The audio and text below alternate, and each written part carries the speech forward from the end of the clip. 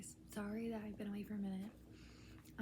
I thought that people didn't really like the Harry Potter videos that I was making and the last two videos that I still hadn't done, and so I was like, well shoot, I don't really know what videos to make.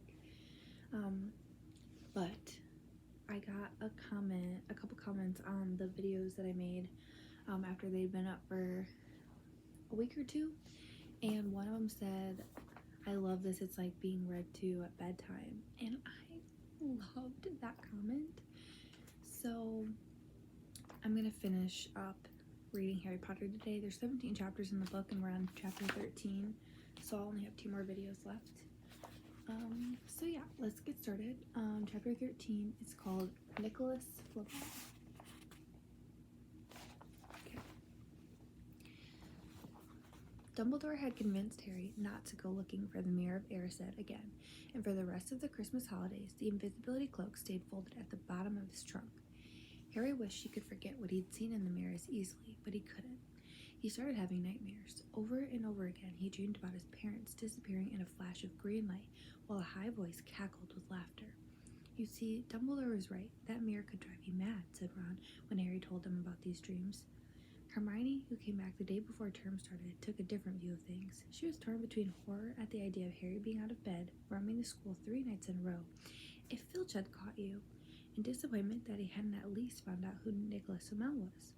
They had almost given up hope of ever finding Flamel in a library book, even though Harry was still sure he'd read the name somewhere.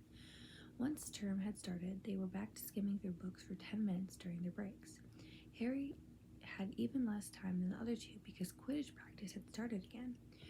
Wood was working the team harder than ever. Even the endless rain that had replaced the snow couldn't dampen his spirits. The Weasleys complained that Wood was being a fanatic, but Harry was on Wood's side. If they won their next match against Hufflepuff, they would overtake Slytherin in the house championship for the first time in 7 years. Quite apart from wanting to win, Harry found that he had fewer nightmares when he was tired out after training. Then, during one particularly wet and muddy practice session, Wood gave the team a bit of bad news. He'd just gotten very angry with the Weasleys who kept dive-bombing each other and pretending to fall off their brooms. Will you stop messing around? He yelled. That's exactly the sort of thing that'll lose us the match. Snape's refereeing this time, and he'll be looking for any excuse to knock points off Gryffindor.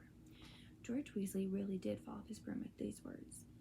Snape's refereeing? He'd spluttered through a mouthful of mud. When's he ever refereeing a Quidditch match? He's not going to be fair if we might overtake Slytherin. The rest of the team leaned in next to George to complain too. It's not my fault, said Wood. We just gotta make sure we play a clean game, so Snape hasn't got an excuse to pick on us. Which was all very well, thought Harry, but he had another reason for not wanting Snape near him while he was playing Quidditch. The rest of the team hung back to talk to one another as usual at the end of practice, but Harry headed straight back to the Gryffindor common room, where he found Ron and Hermione playing chess. Chess was the only thing Hermione ever lost at, something Harry and Ron thought was very good for her. Don't talk to me for a moment, said Ron when Harry sat down next to him. I need to concern. He caught sight of Harry's face. What's the matter with you? You look terrible. Speaking quietly so that no one else would hear, Harry told the other two about Snape's sudden, sinister desire to be a Quidditch referee. Don't play, said Hermione at once. Say you're ill, said Ron. Pretend to break your leg, Hermione suggested. Really break your leg, said Ron. I can't, said Harry. There isn't a reserve seeker. If I back out, Gryffindor can't play at all. At that moment, Neville toppled into the common room. How he had managed to climb through the portrait hole was anyone's guess, because his legs had been stuck together with what they recognized at once as the leg locker curse. He must have had to bunny hop all the way to Gryffindor Tower. Everyone fell over laughing, except Hermione, who leapt up and performed the counter curse. Neville's legs sprang apart, and he got to his feet trembling. What happened? Hermione asked, leading him over to sit with Harry and Ron. Malfoy, said Neville shakily. I met him outside the library. He said he'd been looking for someone to practice that on. Go to Professor McGonagall, Hermione urged Neville. Report him. Neville shook his head. I don't want more trouble, he mumbled. You've got to stand up to him, Neville, said Ron. He's used to walking all over people, but that's no reason to lie down in front of him and make it easier. There's no need to tell me I'm not brave enough to be in Gryffindor. Malfoy's already done that, Neville choked out. Harry felt in the pocket of his robes and pulled out a chocolate frog, the very last one from the box Hermione had given him for Christmas. He gave it to Neville, who looked as though he might cry. You're worth 12 of Malfoy, Harry said. The Sorting Hat chose you for Gryffindor, didn't it? And where's Malfoy? In stinkin' Slytherin. Neville's lips twitched in a weak smile as he unwrapped the frog. Thanks, Harry. I think I'll go to bed. Do you want the card? You collect them, don't you? As Neville walked away, Harry looked at the famous wizard card. Dumbledore again, he said. He was the first one I ever... He gasped. He stared at the back of the card. Then he looked up at Ron and Hermione. I found him, he whispered. I found Flamel. I told you I'd read that name somewhere before. I read it on the train coming here. Listen to this. Dumbledore is particularly famous for his defeat of the Dark Wizard Grindelwald in 1945, for the discovery of the 12 uses of dragon's blood, and his work on alchemy with his partner Nicholas Flamel. Hermione jumped to her feet. She hadn't looked so excited since they'd gotten back the marks for their first piece of homework. Stay there, she said, and she sprinted up the stairs to the girls' dormitories. Harry and Ron barely had time to exchange mystified looks before she was dashing back, an enormous old book in her arms. I'd never thought to look in here, she whispered excitedly. I got this out of the library weeks ago for a bit of light reading. Light? Said Ron, but Hermione told him to be quiet until she looked something up and started flicking frantically through the pages, muttering to herself. At last, she found what she was looking for. I knew it! I knew it! Are we allowed to speak yet? Said Ron grumpily. Hermione ignored him. Nicholas Flamel, she whispered dramatically, is the only known maker of the Sorcerer's Stone. This didn't quite have the effect she'd expected. The what? Said Harry and Ron. Oh, honestly, don't you two read? Look, read that there. She pushed the book toward them, and Harry and Ron read. The ancient study of alchemy is concerned with making the Sorcerer's Stone, a legendary substance with astonishing powers. The stone will transform any metal into pure gold. It also produces the elixir of life, which will make the drinker immortal. There have been many reports of the Sorcerer's Stone over the centuries, but the only stone currently in existence belongs to Mr. Nicholas Flamel, the noted alchemist and opera lover. Mr. Flamel, who celebrated his 665th birthday last year, enjoys a quiet life in Devon with his wife, Perronel, 658. See, said Hermione, when Harry and Ron had finished, the dog must be guarding Flamel's Sorcerer's Stone. I bet he asked Dumbledore to keep it safe for him because they're friends, and he knew someone was after it. That's why he wanted the stone moved out of Gringotts.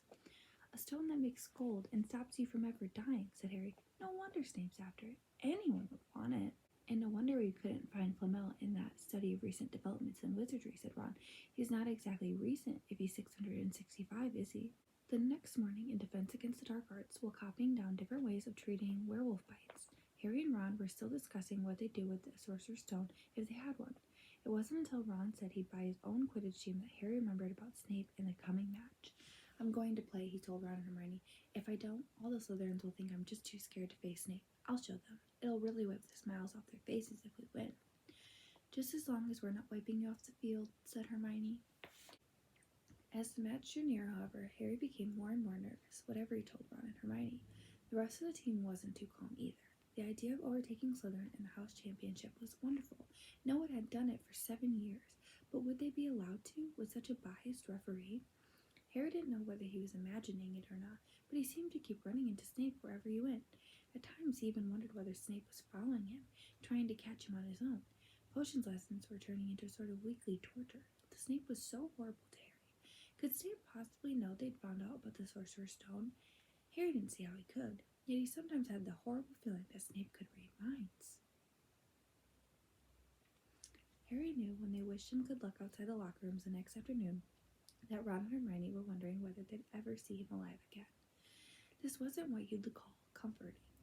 Harry hardly heard a word of Wood's pep talk as he pulled on his Quidditch robes and picked up his Nimbus 2000. Ron and Hermione, meanwhile, had found a place in the stands next to Neville, who couldn't understand why they looked so grim and worried, why they had both brought their wands to the match. Little did Harry know that Ron and Hermione had been secretly practicing the leg locker curse.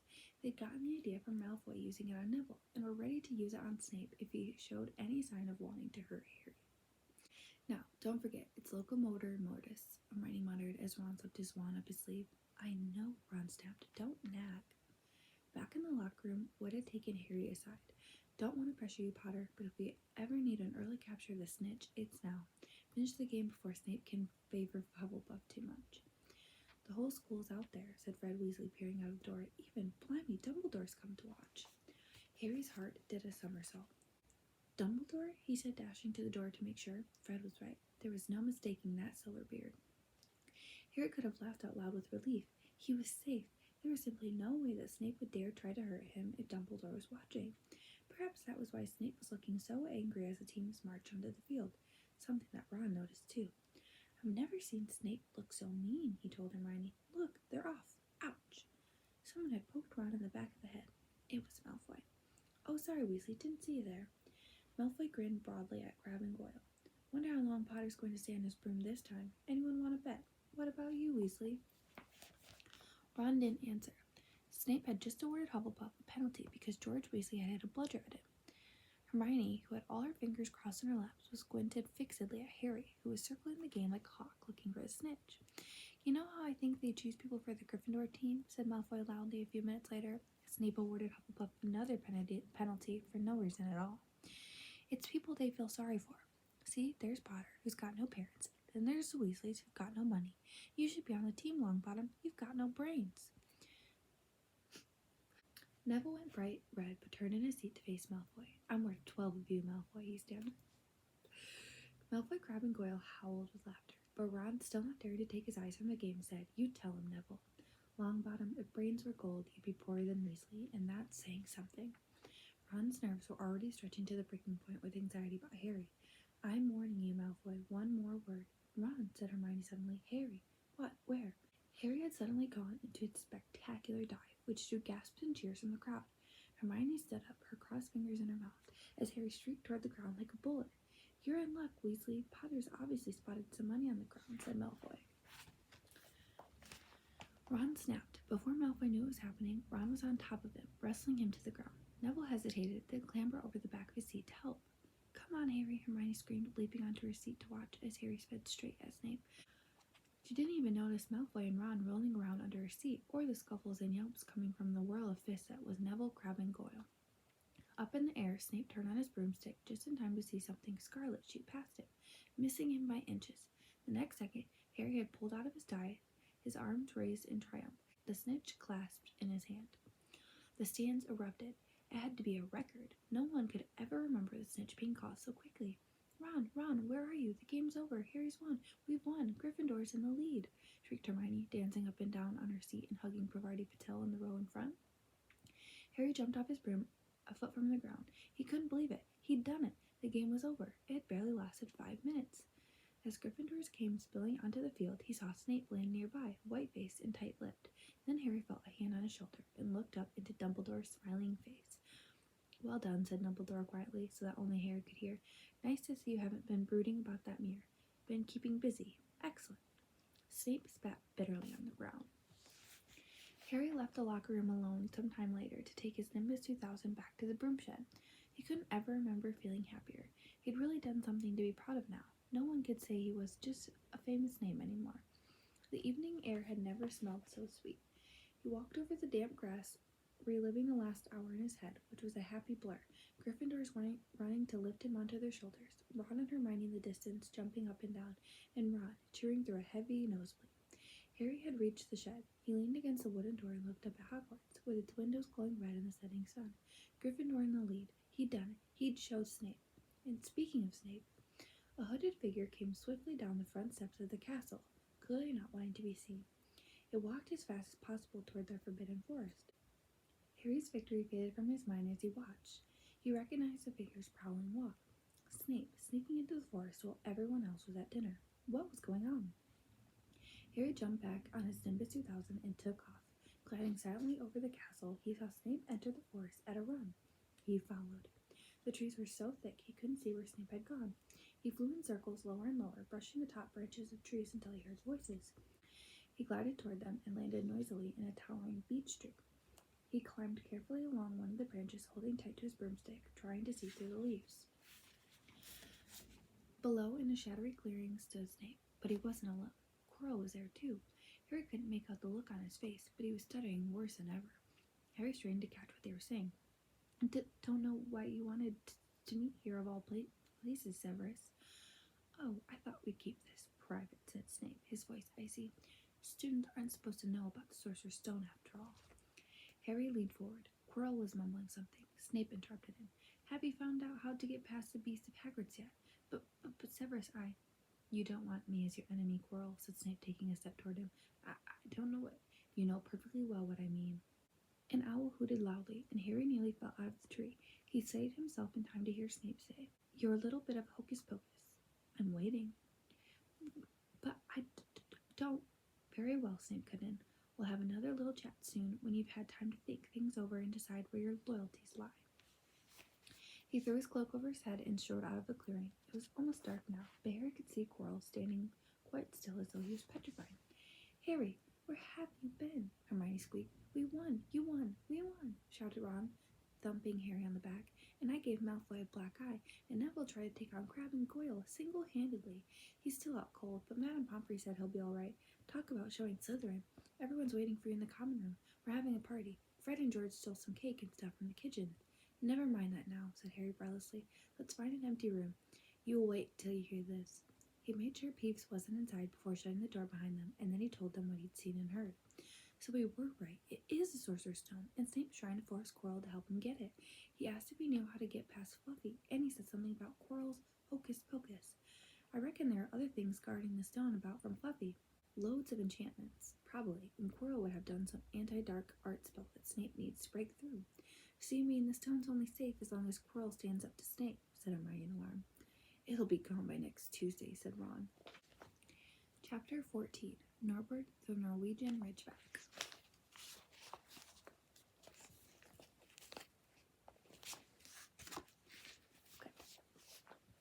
Quirrell, however, must have been braver than they thought. In the weeks that followed, he did seem to be getting paler and thinner, but it didn't look as though he'd cracked yet. Every time they passed the third-floor corridor, Harry, Ron, and Hermione would press their ears to the door to check that Fluffy was still growling inside. Snape was sweeping about in his usual bad temper, which surely meant that the stone was still safe. Whenever Harry passed Quirrell these days, he gave him an encouraging sort of smile, and Ron had started telling people off for laughing at Quirrell's stutter. Hermione, however, had more on her mind than the Sorcerer's Stone. She had started drawing up study schedules and color-coding all of her notes. Harry and Ron wouldn't have minded, but she kept nagging them to do the same. "Hermione, the exams are ages away." 10 weeks, Hermione snapped. "That's not ages, that's like a second to Nicholas Flamel." "But we're not 600 years old," Ron reminded her. "Anyway, what are you studying for? You already know it all." "What am I studying for? Are you crazy? You realize we need to pass these exams to get into the second year. That's very important. I should have started studying months ago. I don't know what's gotten into me." Unfortunately, the teacher seemed to be thinking along the same lines as Hermione. They piled so much homework on them that the Easter holidays weren't nearly as much fun as the Christmas ones.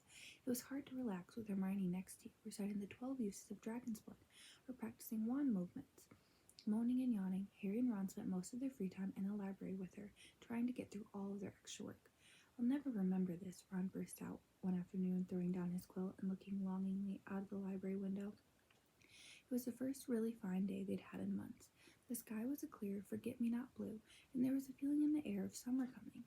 Harry, who was looking up Dittany in 1,000 Magical Herbs and Fungi, didn't look up until he heard Ron say, "Hagrid, what are you doing in the library?"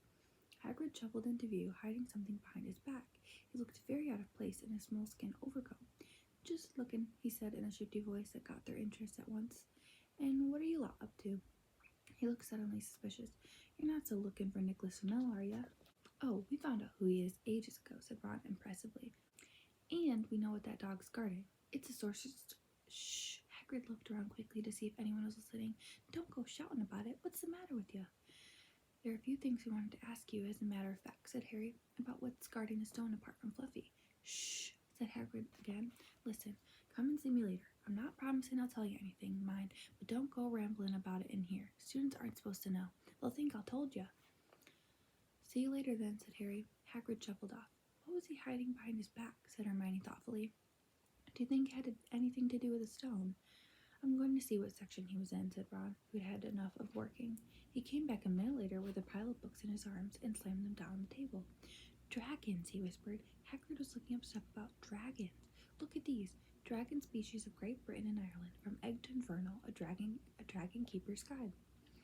"Hagrid's always wanted a dragon. He told me so the first time I ever met him," said Harry. "But it's against our law," said Ron. "Dragon breeding was outlawed by the Warlocks Convention of 1709. Everyone knows that." It's hard to stop muggles from noticing us if we're keeping dragons in the back garden. Anyway, you can't tame a dragon. It's dangerous. You should see the burns Charlie's got of wild ones in Romania. But there aren't wild dragons in Britain, said Harry. Of course there are, said Ron. Common Welsh green and Hebridean blacks. The Ministry of Magic has a job hushing them up, I can tell you. Our kind have to keep putting spells on muggles who spotted them to make them forget. So what on earth's Hagrid up to, said Hermione. When they knocked on the door of the gamekeeper's hut an hour later, they were surprised to see that all the curtains were closed. Hagrid called, "Who is it?" before he let them in, and then shut the door quickly behind them. It was stifling hot inside. Even though it was such a warm day, there was a blazing fire in the grate. Hagrid made them tea and offered them stoked sandwiches, which they refused. "So, you wanted to ask me something?" "Yes," said Harry. There was no point beating around the bush. "We were wondering if you could tell us what's guarding the Sorcerer's Stone apart from Fluffy." Hagrid frowned at him. "Of course I can't," he said. "Number 1, I don't know myself. Number 2, you know too much already, so I wouldn't tell you if I could. That stone's here for a good reason. It was almost stolen out of Gringotts. I suppose you worked that out and all. Beats me how you even know about Fluffy." "Oh, come on, Hagrid. You might not want to tell us, but you do know. You know everything that goes on around here," said Hermione in a warm, flattering voice. Hagrid's beard twitched, and they could tell he was smiling. "We've only wondered who had done that guarding, really," Hermione went on. "We wondered who Dumbledore had trusted enough to help him, apart from you." Hagrid's chest swelled at these last words. Harry and Ron beamed at Hermione. "Well, I don't suppose it could hurt to tell you that. Let's see. He borrowed Fluffy from me, then some of the teachers did enchantments. Professor Sprout, Professor Flitwick, Professor McGonagall. He took them off his fingers. Professor Quirrell, and Dumbledore himself did something, of course. Hang on, I'm forgetting someone. Oh yeah, Professor Snape." "Snape?" "Yeah, you're still not on about that, are you? Look, Snape helped protect the stone. He's not about to steal it." Harry knew Ron and Hermione were thinking the same as he was. If Snape had been in on protecting the stone, it must have been easy to find out how the other teachers had guarded it. He probably knew everything, except it seemed Quirrell's spell and how to get past Fluffy. "You're the only one who knows how to get past Fluffy, aren't you, Hagrid?" said Harry anxiously. "And you wouldn't tell anyone, would you? Not even one of the teachers." "Not a soul knows except me and Dumbledore," said Hagrid proudly. "Well, that's something," Harry muttered to the others. "Hagrid, can we have a window open? I'm boiling." "Can't, Harry. Sorry," said Hagrid. Harry noticed him glance at the fire. Harry looked at it too. "Hagrid, what's that?" But he already knew what it was. In the very heart of the fire, underneath the kettle, was a huge black egg. Said Hagrid, fiddling nervously with his beard. "That's her." "Where'd you get it, Hagrid?" said Ron, crouching over the fire to get a closer look at the egg. "It must have cost you a fortune." "Won it," said Hagrid. "Last night I was down in the village having a few drinks and got into a game of cards with a stranger. I think he was quite glad to get rid of it, to be honest." "But what are you going to do with it when it's hatched?" said Hermione. "Well, I've been doing some reading," said Hagrid, pulling a large book from under his pillow. "Got this out of the library. Dragon breeding for pleasure and profit. It's a bit out of date, of course, but it's all in here. Keep that egg in the fire, 'cause their mothers breathe on him, you see. When it hatches, feed it a bucket of brandy mixed with chicken blood every half hour. And see here, how to recognize different eggs. What I got there's a Norwegian Ridgeback. They're rare, though." He looked very pleased with himself, but Hermione didn't. "Hagrid, you live in a wooden house," she said. But Hagrid wasn't listening. He was humming merrily as he stoked the fire. So now they had something else to worry about. What might happen to Hagrid if anyone found out he was hiding an illegal dragon in his hut? "I wonder what it's like to have a peaceful life," Ron sighed as evening after evening they struggled through all the extra homework they were getting. Hermione had now started making study schedules for Harry and Ron too. It was driving them nuts. Then, one breakfast time, Hedwig brought Harry another note from Hagrid. He had written only 2 words. "It's hatching." Ron wanted to skip herbology and go straight down to the hut. Hermione wouldn't hear of it. "Hermione, how many times in our lives are we going to see a dragon hatching? We've got lessons, we'll get into trouble, and that's nothing to what Hagrid's going to be in when someone finds out what he's doing." "Shut up," Harry whispered. Malfoy was only a few feet away, and he had stopped dead to listen. How much had he heard? Harry didn't like the look on Malfoy's face at all. Ron and Hermione argued all the way to herbology, and in the end, Hermione agreed to run down to Hagrid's with the other two during morning break. When the bell sounded from the castle at the end of their lessons, the 3 of them dropped their trowels at once and hurried through the grounds to the edge of the forest. Hagrid greeted them, looking flushed and excited. "It's nearly out," he ushered them inside. The egg was lying on the table. There were deep cracks in it. Something was moving inside. A funny clicking noise was coming from it. They all drew their chairs up to the table and watched with bated breath. All at once, there was a scraping noise, and the egg split open. The baby dragon flopped into the table. It wasn't exactly pretty. Harry thought it looked like a crumpled black umbrella. Its spiny wings were huge compared to its skinny jet body. It had long snout with wide nostrils, the stubs of horns, and bulging orange eyes. It sneezed. A couple of sparks flew out of its snout. Isn't it beautiful? Hagrid murmured. He reached out a hand to stroke the dragon's head. It snapped at its fingers, showing pointed fangs. Bless him, look, he knows his mommy, said Hagrid. Hagrid, said Hermione, how fast do Norwegian Ridgebacks grow exactly? Hagrid was about to answer when the color suddenly drained from his face. He leapt to his feet and ran to the window. What's the matter? Someone was looking through the gap in the curtains. It's a kid. He's running back up to the school. Harry bolted to the door and looked out. Even at a distance, there was no mistaking him. Malfoy had seen the dragon. Something about the smile lurking on Malfoy's face during the next week made Harry, Ron, and Hermione very nervous. They spent most of their free time in Hagrid's darkened hut, trying to reason with him. Just let him go, Harry urged. Set him free. I can't, said Hagrid. He's too little. He'd die. They looked at the dragon. It had grown 3 times in length in just a week. Smoke kept furling out of its nostrils. Hagrid hadn't been doing his gamekeeping duties because the dragon was keeping him so busy. There were empty brandy bottles and chicken feathers all over the floor. I've decided to call him Norbert, said Hagrid, looking at the dragon with misty eyes. He really knows me now. Watch. Norbert, Norbert, where's Mommy? He's lost his marbles, Ron muttered in Harry's ear. Hagrid, said Harry loudly. Give it 2 weeks and Norbert's going to be as long as your house. Malfoy could go to Dumbledore at any moment. Hagrid bit his lip. I know I can't keep him forever, but I can't just dump him. I can't. Harry suddenly turned to Ron. Charlie, he said. You're losing it too, said Ron. I'm Ron, remember? No, Charlie, your brother, Charlie, in Romania, studying dragons. We could send Norbert to him. Charlie can take care of him and then put him back in the wild.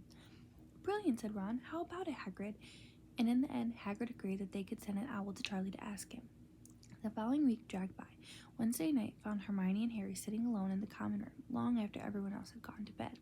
The clock on the wall had just chimed midnight when the portrait hole burst open. Ron appeared out of nowhere as he pulled off Harry's invisibility cloak. He had been down at Hagrid's hut helping him feed Norbert, who was now eating dead rats by the crate. It bit me, he said, showing them his hand, which was wrapped in a bloody handkerchief. I'm not going to be able to hold a quill for a week. I tell you, that dragon's the most horrible animal I've ever met. But the way Hagrid goes on about it, you'd think it was a fluffy little bunny rabbit. When it bit me, he told me off for frightening it, and when I left, he was singing it a lullaby. There was a tap on the dark window. It's Hedwig, said Harry, hurrying to let her in. She'll have Charlie's answer. The 3 of them put their heads together to read the note. Dear Ron, how are you? Thanks for the letter. I'd be glad to take the Norwegian Ridgeback, but it won't be easy getting him here. I think the best thing will be to send him over with some friends of mine who are coming to visit me next week. Trouble is, they mustn't be seen carrying an illegal dragon. Could you get the Ridgeback up the tallest tower at midnight on Saturday? They can meet you there and take him away while it's still dark. Send me an answer as soon as possible. Love, Charlie. They looked at one another. We've got the invisibility cloak, said Harry. It shouldn't be too difficult. I think the cloak's big enough to cover 2 of us and Norbert. It was a mark of how bad the last week had been that the other 2 agreed with him. Anything to get rid of Norbert and Malfoy. There was a hitch. By the next morning, Ron's bitten hand had swollen to twice its usual size. He didn't know whether it was safe to go to Madame Pomfrey. Would she recognize a dragon's bite? By that afternoon, though, he had no choice. The cut had turned a nasty shade of green. It looked as if Norbert's fangs were poisonous. Harry and Hermione rushed up to the hospital wing at the end of the day to find Ron in a terrible state in bed. It's not just my hand, he whispered, although that feels like it's about to fall off. Malfoy told Madame Pomfrey he wanted to borrow one of my books so he could come and have a good laugh at me. He kept threatening to tell her what really bit me. I've told her it was a dog, but I don't think she believes me. I shouldn't have hit him at the Quidditch match. That's why he's doing this. Harry and Hermione tried to calm Ron down. It'll all be over at midnight on Saturday, said Hermione. But this didn't soothe Ron at all. On the contrary, he sat bolt upright and broke into a sweat. Midnight on Saturday, he said in a hoarse voice. Oh no, oh no. I've just remembered Charlie's letter was in that book Malfoy took. He's going to know we're getting rid of Norbert. Harry and Hermione didn't get a chance to answer. Madame Pomfrey came over at that moment and made them leave, saying Ron needed to sleep. It's too late to change the plan now, Harry told Hermione. We haven't got time to send Charlie another owl, and this could be our only chance to get rid of Norbert. We'll have to risk it, and we have got the invisibility cloak. Malfoy doesn't know about that. They found Fang, the boarhound, sitting outside with a bandaged tail when they went to tell Hagrid, who opened a window to talk to them. I won't let you in, he puffed. Norbert's at a tricky stage, nothing I can't handle. When they told him about Charlie's letter, his eyes filled with tears, although that might have been because Norbert had just bitten him on the leg. Erg, it's all right, he only got my boot. Just plain, he's only a baby after all. The baby banged its tail on the wall, making the windows rattle. Harry and Hermione walked back to the castle, feeling Saturday couldn't come quickly enough. They would have felt sorry for Hagrid when the time came for him to say goodbye to Norbert if they hadn't been so worried about what they'd have to do. It was a very dark, cloudy night, and they were a bit late arriving at Hagrid's hut because they'd had to wait for Peeves to get out of their way in the entrance hall where he'd been playing tennis against the wall. Hagrid had Norbert packed in ready in a large crate. "I got lots of rats and some brandy for the journey," said Hagrid in a muffled voice, "and I packed his teddy bear in case he gets lonely." From inside the crate came ripping noises that sounded to Harry so the teddy was having his head torn off. "Bye-bye, Norbert," Hagrid sobbed as Harry and Hermione covered the crate with the invisibility cloak and stepped underneath it themselves. "Mommy will never forget you." How they managed to get that crate back up to the castle they never knew. Midnight ticked nearer as they heaved Norbert up the marble staircases in the entrance hall and along the dark corridors. Up another staircase and then another. Even one of Harry's shortcuts didn't make the work much easier. Nearly there, Harry panted as he reached the corridor beneath the tallest tower. Then a sudden movement ahead of them made them almost drop the crate. Forgetting that they were already invisible, they shrank into the shadows, staring at the dark outlines of two people grappling with each other 10 feet away. A lamp flared. Professor McGonagall, in a tartan bathrobe and a hairnet, had Malfoy by the ear. "Attention," she shouted, and 20 points from Slytherin, wandering around in the middle of the night. "How dare you? You don't understand, Professor. Harry Potter's coming. He's got a dragon." "What utter rubbish. How dare you tell such lies? Come on. I shall see Professor Snape about you, Malfoy." The steep spiral staircase up to the top of the tower seemed the easiest thing in the world after that. Not until they stepped out into the cold night air did they throw off the cloak, glad to be able to breathe properly again. Hermione did a sort of jig. "Malfoy's got detention. I can sing." "Don't," Harry advised her. Chuckling about Malfoy, they waited, Norbert thrashing about in his crate. About 10 minutes later, 4 broomsticks came swooping down out of the darkness. Charlie's friends were a cheery lot. They showed Harry and Hermione the harness they'd rigged up so they could suspend Norbert between them. They all helped buckle Norbert safely into it, and then Harry and Hermione shook hands with the others and thanked them very much. At last, Norbert was gone. They slipped back down the spiral staircase, their hearts as light as their hands, now that Norbert was off them. No more dragon, Malfoy and attention. What could spoil their happiness? The answer to that was waiting at the foot of the stairs as they stepped into the corridor. Filch's face loomed suddenly out of the darkness. "Well, well, well," he whispered. "We are in trouble." They'd left the invisibility cloak on top of the tower. And that is the end of chapter 14. Now we have chapter 15, The Forbidden Forest. Things couldn't have been worse. Filch took them down to Professor McGonagall's study on the first floor, where they sat and waited without saying a word to each other. Hermione was troubling. Excuses, alibis, and wild cover-up stories chased each other around Harry's brain, each more feeble than the last. He couldn't see how they were going to get out of trouble this time. They were cornered. How could they have been so stupid as to forget the cloak? There was no reason on earth that Professor McGonagall would accept for their being out of bed and creeping around the school in the dead of night, let alone being up the tallest astronomy tower, which was out of bounds except for classes, and Norbert, and the invisibility cloak, and they might as well be packing their bags already. Had Harry thought that things couldn't have been worse, he was wrong. When Professor McGonagall appeared, she was leading Neville. "Harry," Neville burst out the moment he saw the other two, "I was trying to find you to warn you. I heard Malfoy saying he was going to catch you. He said you had a drag." Harry shook his head violently to shut Neville up, but Professor McGonagall had seen. She looked more likely to breathe fire than Norbert as she towered over the three of them. "I would never have believed it of any of you. Mr. Filch says you were up in the astronomy tower. It's 1 o'clock in the morning. Explain yourselves." It was the first time Hermione had ever failed to answer a teacher's question. She was staring at her slippers as still as a statue. "I think I've got a good idea of what's been going on," said Professor McGonagall. "It doesn't take a genius to work it out. You fed Draco Malfoy some cock and bull story about a dragon, trying to get him out of bed and into trouble. I've already caught him. I suppose you think it's funny that Longbottom here heard the story and believed it too?" Harry caught Neville's eye and tried to tell him without words that this wasn't true, because Neville was looking stunned and hurt. Poor, blundering Neville. Harry knew what it must have cost him to try and find them in the dark to warn them. "I'm disgusted," said Professor McGonagall. 4 students out of bed in one night. I've never heard of such a thing before. You, Miss Granger, I thought you had more sense. As for you, Mr. Potter, I thought Gryffindor meant more to you than this. All 3 of you will receive detentions. Yes, you too, Mr. Longbottom. Nothing gives you the right to walk around at school at night, especially these days. It's very dangerous, and 50 points will be taken from Gryffindor." 50, Harry gasped. They would lose the lead he'd won in the last Quidditch match. 50 points each, said Professor McGonagall, breathing heavily through her long, pointed nose. "Professor, please, you can't." Don't tell me what I can and can't do, Potter. Now get back to bed, all of you. I've never been more ashamed of Gryffindor students. 150 points lost. That put Gryffindor in last place. In one night, they'd ruined any chance Gryffindor had had for the House Cup. Harry felt as though the bottom had dropped out of his stomach. How could they ever make up for this? Harry didn't sleep all night. He could hear Neville sobbing into his pillow for what seemed like hours. Harry couldn't think of anything to say to comfort him. He knew Neville, like himself, was dreading the dawn. What would happen when the rest of Gryffindors found out what they'd done? At first, Gryffindors passing the giant hourglass to record the house points the next day thought there'd been a mistake. How could they suddenly have 150 points fewer than yesterday? And then the story started to spread. Harry Potter, the famous Harry Potter, their hero of 2 Quidditch matches, had lost them all of those points, him and a couple of other stupid first years, from being one of the most popular and admired people at school. Harry was suddenly the most hated. Even Ravenclaws and Hufflepuffs turned on him, because everyone had been longing to see Slytherins lose the House Cup. Everywhere Harry went, people pointed and didn't trouble to lower their voices as he insulted him. Slytherins, on the other hand, clapped as he walked past them, whistling and cheering. "Thanks, Potter, we owe you one." Only Ron stood by him. "They'll all forget this in a few weeks. Fred and George have lost loads of points in all the time they've been here, and people still like them." "They've never lost 150 points in one go, though, have they?" said Harry miserably. "Well, no," Ron admitted.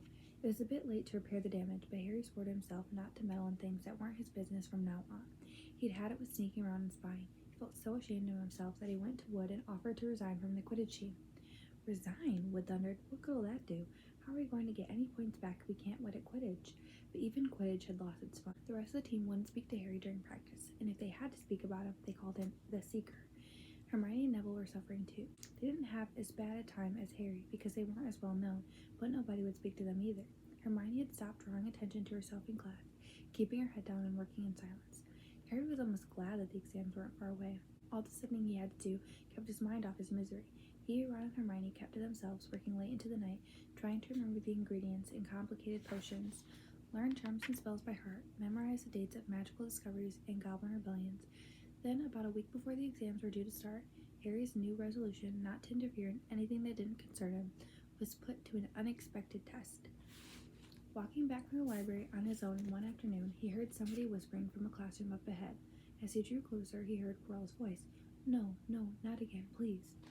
It sounded as though someone was threatening him. Harry moved closer. All right, he heard Quirrell sob. Next second, Quirrell came hurrying out of the classroom, straightening his turban. He was pale and looked as though he was about to cry. He strode out of sight. Harry didn't think Quirrell had even noticed him. He waited until Quirrell's footsteps had disappeared, then peered into the classroom. It was empty, but a door stood ajar at the other end. Harry was halfway toward it before he remembered what he'd promised himself about not meddling. All the same, he'd have gambled 12 Sorcerer's Stones that Snape had just left the room. And from what Harry had just heard, Snape would be walking with a new spring in his step. Quirrell seemed to have given in at last. Harry went back to the library where Hermione was testing Ron on astronomy. Harry told them what he'd heard. "Snape's done it then," said Ron. "If Quirrell's told him how to break his anti-dark force spell." "They're still fluffy, though," said Hermione. "Maybe Snape's found out how to get past him without asking Hagrid," said Ron, looking up at the thousands of books surrounding them. "I bet there's a book somewhere in here telling you how to get past a giant three-headed dog. So what do we do, Harry?" The light of adventure was kindling again in Ron's eyes, but Hermione answered before Harry could. "Go to Dumbledore. That's what we should have done ages ago. If we try anything ourselves, we'll be thrown out for sure." "But we've got no proof," said Harry. "Quirrell's too scared to back us up. Snape's only got to say he doesn't know how the troll got in on Halloween, and he was nowhere near the 3rd floor.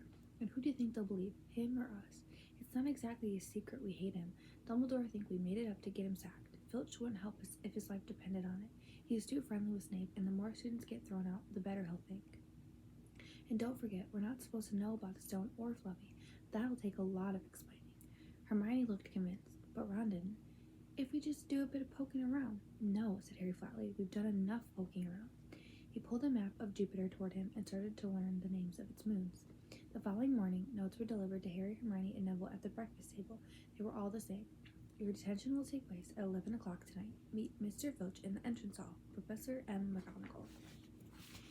Harry had forgotten they still had detentions to do He'd half expected Hermione to complain that this was a whole night of studying loss, but she didn't say a word. Like Harry, she felt they deserved what they'd got. At 11 o'clock that night, they said goodbye to Ron in the common room and went down to the entrance hall with Neville. Filch was already there, and so was Malfoy. Harry had also forgotten that Malfoy had gotten his attention too. "Follow me," said Filch, lighting a lamp and leading them outside. "I bet you'll think twice about breaking a school rule again, won't you, eh?" he said, leering at them. "Oh, yes, hard work and pain. Best teachers, if you ask me. It's just a pity they let the old punishments die out. Hang you by your wrists from the ceiling for a few days. I've got the chains still in my office. Keep 'em well oiled in case they're ever needed. Right, off we go, and don't think of running off now. It'll be worse for you if you do." They marched off across the dark grounds. Neville kept sniffing. Harry wondered what their punishment was going to be. It must be something really horrible, or Filch wouldn't be sounding so delighted. The moon was bright, but clouds scudding across it kept throwing them into darkness. Ahead, Harry could see the lightened windows of Hagrid's hut. Then they heard a distant shout. "Is that you, Filch? Hurry up, I want to get started." Harry's heart rose. If they were going to be working with Hagrid, it wouldn't be so bad. His relief must have showed on his face, because Filch said, "I suppose you think you'll be enjoying yourself with Addo? Well, think again, boy. It's into the forest you're going, and I'm much mistaken if you'll all come out in one piece." At this, Neville let out a little moan, and Malfoy stopped dead in his tracks. "The forest," he repeated, and he didn't sound quite as cool as usual. "We can't go in there at night. There's all sorts of things in there. Werewolves, I've heard." Neville clutched the sleeve of Harry's robes and made a choking noise. "That's your problem, isn't it?" said Filch, his voice cracking with glee. "Should have thought of them werewolves before you got in trouble, shouldn't you?" Hagrid came striding toward them out of the dark, Fang at his heel. He was carrying his large crossbow, and a quiver of arrows hung over his shoulder. "About time," he said. "I've been waiting for half an hour already. All right, Harry? Hermione?" "I shouldn't be too friendly to them, Hagrid," said Filch coldly. "They're here to be punished, after all." "That's why you're late, is it?" said Hagrid, frowning at Filch. "Been lecturing them. It's not your place to do. You've done your bit. I'll take over from here." "I'll be back at dawn," said Filch. "For what's left of them," he added nastily, and he turned and started back toward the castle, his lamp bobbing away in the darkness. Malfoy now turned to Hagrid. "I'm not going in that forest," he said, and Harry was pleased to hear the note of panic in his voice. "Yeah, you are if you want to stay at Hogwarts," said Hagrid fiercely. "You done wrong, now you gotta pay for it." "But this is servant stuff. It's not for students to do. I thought we'd be copying lines or something. If my father knew I was doing this, he'd tell you that's how it is at Hogwarts," Hagrid growled. "Copying lines, what good's that to anyone? You'll do something useful or you'll get out. If you think your father would rather you expelled, then get back off to the castle and pack. Go on." Malfoy didn't move. He looked at Hagrid furiously, but then dropped his gaze. "Right then," said Hagrid. "Now, listen carefully, because it's dangerous what we're going to do tonight, and I don't want no one taking risks. Follow me over here a moment." He led them to the very edge of the forest, holding his lamp up high. He pointed down a narrow, winding earth track that disappeared into the thick, black trees. A light breeze lifted their hair as they looked into the forest. "Look there," said Hagrid. "See that stuff shining on the ground? Silvery stuff? That's unicorn blood. There's a unicorn in there, been hurt badly by something. It's the second time in a week. I found one dead last Wednesday. We're going to try to find the poor thing. We might have to put it out of its misery." "And what if whatever hurt the unicorn finds us first?" said Malfoy, unable to keep the fear out of his voice. "There's nothing that lives in the forest that'll hurt you if you were with me or Fang," said Hagrid, "and keep to the path. Right now we're going to split into two parties and follow the trail in different directions. There's blood all over the place. It must have been staggering around since last night at least." "I want Fang," said Malfoy, quickly looking at Fang's long teeth. "All right, but I warn you, he's a coward," said Hagrid. "So me, Harry, and Hermione will go one way, and Draco, Neville, and Fang will go another. Now, if any of us finds a unicorn, we'll send up green sparks, right? Get your wands out and practice now. That's it. And if anyone gets in trouble, send up red sparks, and we'll all come and find you, so be careful. Let's go." The forest was black and silent. A little way into it, they reached a fork in the earth path, and Harry, Hermione, and Hagrid took the left path, while Malfoy, Neville, and Fang took the right. They walked in silence, their eyes on the ground. Every now and then, a ray of moonlight through the branches above lit a spot of silver-blue blood on the fallen leaves. Harry saw that Hagrid looked very worried. "Could a werewolf be killing unicorns?" Harry asked. "Not fast enough," said Hagrid. "It's not easy to catch a unicorn. They're powerful magical creatures. I never knew one to be hurt before." They walked past a mossy tree stump. Harry could hear running water. There must be a stream somewhere close by. There were still spots of unicorn blood here and there along the winding path. "You all right, Hermione?" Hagrid whispered. "Don't worry, it can't have gone far if it's this badly hurt, and then we'll be able to get behind that tree." Harry seized Harry and Hermione and hoisted them off the path behind a towering oak. He pulled out an arrow and fitted it into his crossbow, raising it ready to fire. The three of them listened. Something was slithering over dead leaves nearby. It sounded like a cloak trailing along the ground. Hagrid was squinting up the dark path, but after a few seconds the sound faded away. "I knew it," he murmured. "There's something in here that shouldn't be." A werewolf? Harry suggested. That was no werewolf, and it wasn't no unicorn either, said Hagrid grimly. Right, follow me. Be careful now. They walked more slowly, ears straining for the faintest sound. Suddenly, in the clearing ahead, something definitely moved. Who's there? Hagrid called. Show yourself. I'm armed. And into the clearing came, was it a man or a horse? To the waist, a man with red hair and beard, but below that was a horse's gleaming chestnut body with long reddish tail. Harry and Hermione's jaw dropped. Oh, it's you, Ronan, said Hagrid in relief. How are you? He walked forward and shook the centaur's hand. Good evening to you, Hagrid, said Ronan. He had a deep, sorrowful voice. Where are you going to shoot me? Can't be too careful, Ronan, said Hagrid, patting his crossbow. There's something bad loose in the forest. This is Harry Potter and Hermione Granger, by the way, students up at the school, and this is Ronan, you too. He's a centaur. We'd notice, said Hermione faintly. Good evening, said Ronan. Students, are you? And do you learn much up at the school? A bit, said Hermione timidly. A bit. Well, that's something, Ronan sighed. He flung back his head and stared at the sky. Mars is bright tonight. Yeah, said Hagrid, glancing up too. Listen, I'm glad we run into you, Ronan, because there's a unicorn been hurt. You seen anything? Ronan didn't answer immediately. He stared unblinkingly upward, then sighed again. Always the innocent are the first victims, he said. So it has been for ages past, so it is now. Yeah, said Hagrid. But have you seen anything, Ronan? Anything unusual? Mars is bright tonight, Ronan repeated, while Hagrid watched him impatiently. Unusually bright. Yeah, but I was meaning anything unusual a bit nearer home, said Hagrid. So you haven't noticed anything strange? Yet again, Ronan took a while to answer. At last he said, The forest hides many secrets.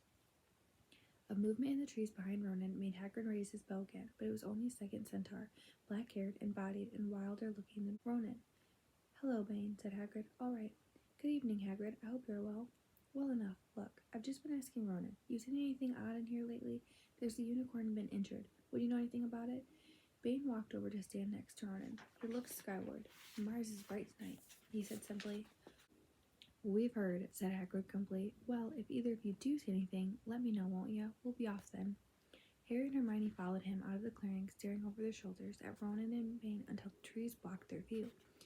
Never, said Hagrid irritably, trying to get a straight answer out of a centaur.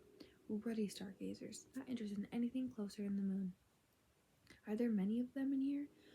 Oh, a fair few. To themselves mostly, but they're good enough about turning up if I ever want a word.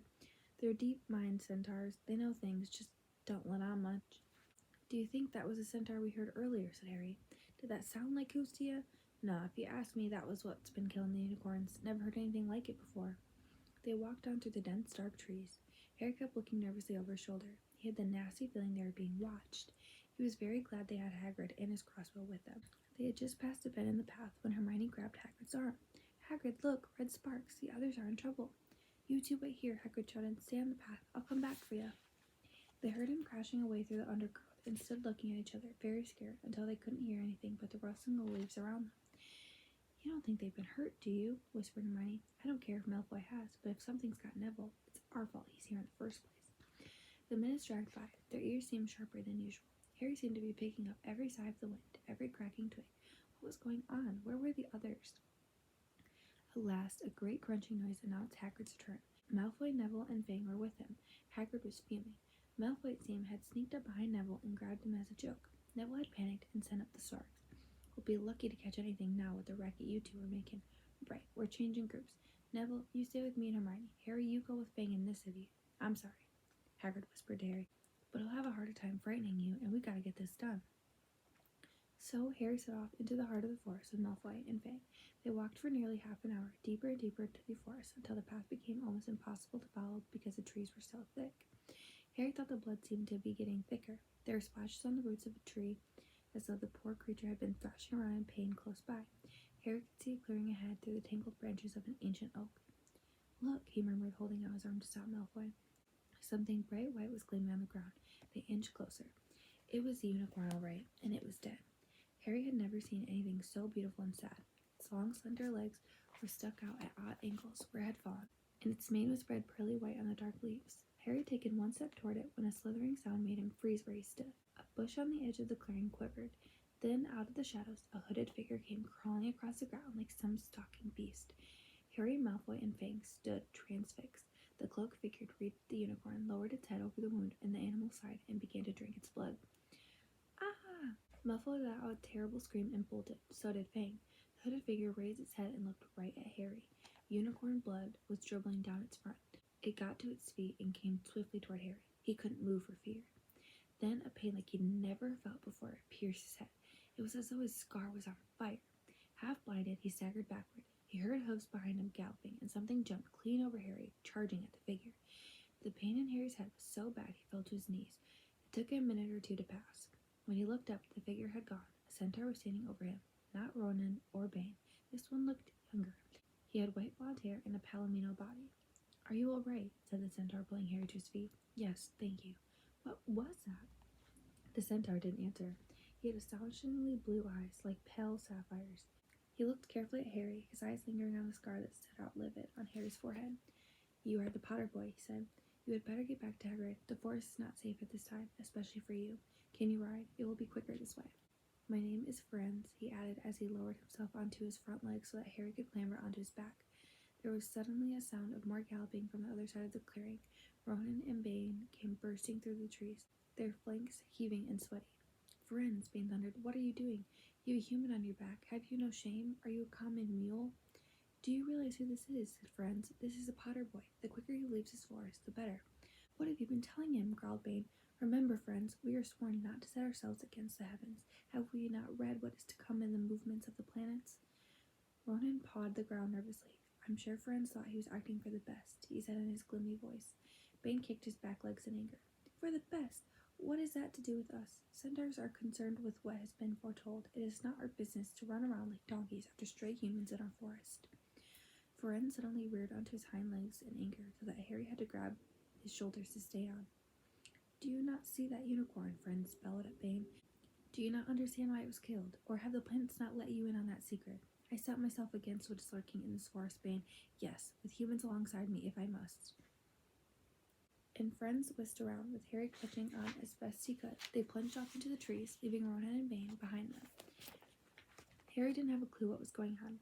"Why is Bane so angry?" he asked. "What was that thing you saved me from anyway?" Friends slowed to a walk, warned Harry to keep his head bowed in case of low-hanging branches, but did not answer Harry's questions. They made their way through the trees in silence for so long that Harry thought Friends didn't want to talk to him anymore.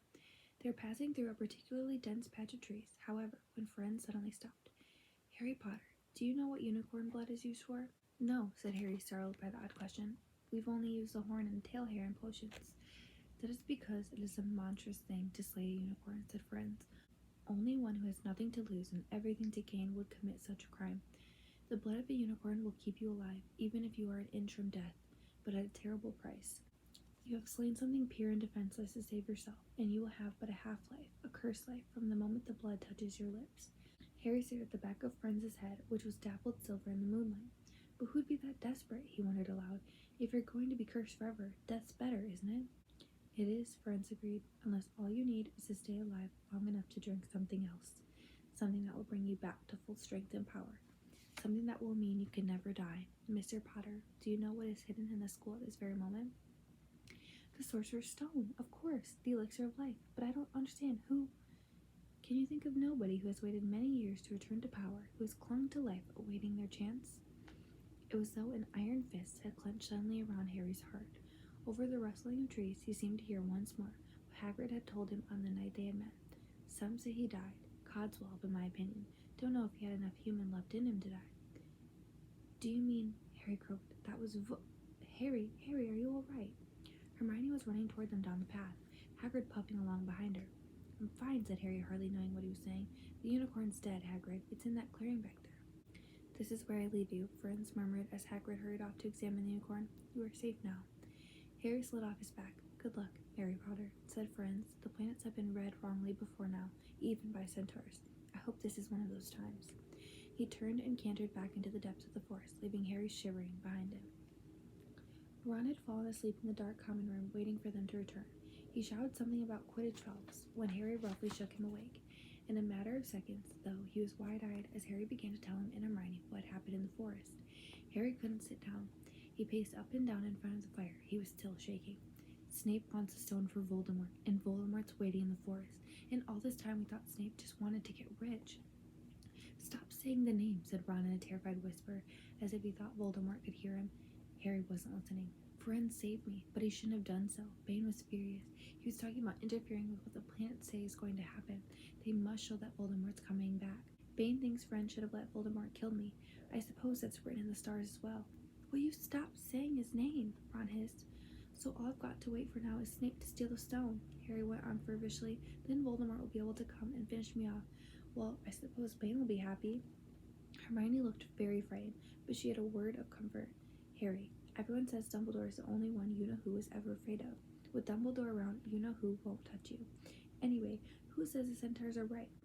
It sounds like fortune-telling to me, and Professor McGonagall says it's a very imprecise branch of magic. The sky had turned light before they stopped talking. They went to bed exhausted, their throats sore, but tonight's surprises weren't over.